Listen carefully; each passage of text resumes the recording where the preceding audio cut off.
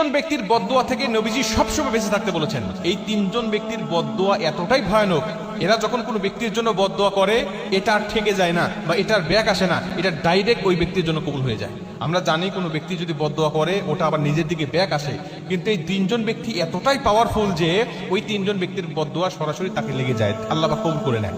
এই তিনজনের মধ্যে প্রথম নম্বর হলো নিজের মা এবং বাবা। নিজের মা বাবা যদি সন্তানের জন্য বদদুয়া করে, ভাই ওই সন্তানের দুনিয়াও নাই আখিরাতও নাই, দুটাই ধ্বংস হয়ে যায়, আল্লাহ পাক কবুল করে নেয়। এই জন্য মা বাবার বদদুয়া থেকে সব সময় আপনি বেঁচে থাকবেন। রাসূল সাল্লাল্লাহু আলাইহি সাল্লাম বলেছেন, মা বাবা দোয়া করলে যেমন আল্লাহ কবুল করে, বদদুয়াও করলে আল্লাহ পাক কবুল করে নেয়। মা বাবার দোয়া নেওয়ার চেষ্টা করবেন সর্বসময়। মা বাবা দোয়া করলে আপনার দুনিয়া উজালা, আখিরাত উজালা। আর মা বাবা এমন একটা সম্পদ, এমন একটা জিনিস, আল্লাহ পাক বলছেন ওয়াকাদা রাব্বুকা আল্লা তা'বুদু ইল্লা ইয়্যাহু ওয়া বিল ওয়ালিদাইনি ইহসানা। আমি আল্লাহর সিদ্ধান্ত চূড়ান্ত ফাইনাল। ওয়াকাদা রাব্বুকা, রবের পক্ষ থেকে সিদ্ধান্ত হয়ে গেছে, আল্লা তা'বুদু ইল্লা ইয়্যাহু ওয়া বিল ওয়ালিদাইনি ইহসানা।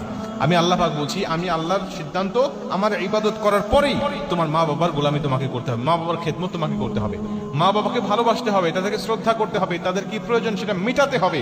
এটা আমি আল্লাহ তোমাকে, তোমার উপরে দায়িত্ব দিলাম। খবরদার এই দায়িত্ব পালন করতে গিয়ে কখনো উফি ওয়ালা তানহারহুমা, তুমি কখনো নিজেই উফ শব্দ উচ্চারণ করো না, মানে বিরক্ত হও না। তোমার মা বাবা কষ্ট পেয়ে উফ শব্দ উচ্চারণ করা তো দূরের কথা, তুমি নিজেই যেন উফ শব্দ উচ্চারণ করো না, বিরক্ত হও না, তোমার মা বাবার খেদমতটা করে যাও। কোন সন্তান যদি মা বাবার খেদমতটা সঠিকভাবে করে যেতে পারে, নবীজি বলেন যে আল্লাহ পাক তার জন্য জান্নাতটা ওয়াজিব করে দেয়।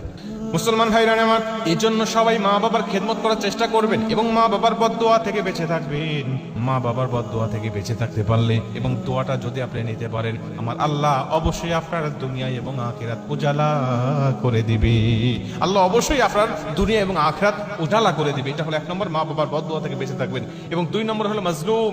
কোন ব্যক্তি মাজলুম হয়ে গেছে, সে মাজলুম, তাকে বিভিন্ন মানুষ জুলুম করে, ওই মাজলুম ব্যক্তির বদদুয়া থেকে বেঁচে থাকবেন। কারণ নবীজি বলেন, মাজলুম ব্যক্তি আর আল্লাহর মাঝে কোনো পর্দা থাকে না। মাজলুম ব্যক্তির বদদুয়া বা মাজলুম ব্যক্তির দোয়া, এর মধ্যে কোনো পর্দা থাকে না, ডাইরেক্ট আল্লাহর দরবারে কবুল হয়ে যায়। এটা পারলে তার কাছ থেকে দোয়া নেবেন, মাজলুম ব্যক্তির কাছে যাবেন, দোয়া নেবেন যে আমার জন্য দোয়া করেন।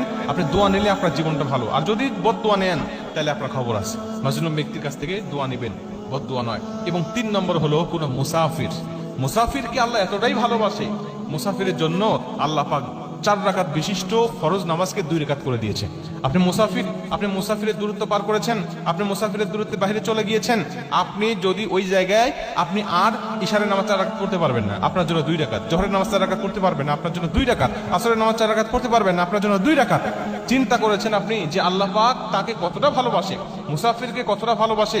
এবং মুসাফির অবস্থায় আল্লাহ পাক রোজা রাখা পর্যন্ত আল্লাহ পাক নিষেধ করেছেন, বা রোজা রাখা পর্যন্ত আল্লাহ পাক তাকে ছাড় দিয়েছেন। আপনি চিন্তা করতে পারেন, এই মুসাফির ব্যক্তি যদি কোনো ব্যক্তির জন্য দোয়া করে, আল্লাহ পাক সেই দোয়াটা কবুল করে। আবার মুসাফির ব্যক্তি যদি কোনো ব্যক্তির জন্য বদদোয়া করে, আল্লাহ পাক সেই বদদোয়াটাও কবুল করে নেয়। এজন্য এই তিনজন ব্যক্তিকে যখন পাবেন, তার কাছ থেকে দোয়া নেবেন, কখনো বদদোয়া নয়। বদদোয়া নিলে খবর আছে আপনার দুনিয়াও ধ্বংস হয়ে যাবে, আখিরাতও ধ্বংস হয়ে যাবে।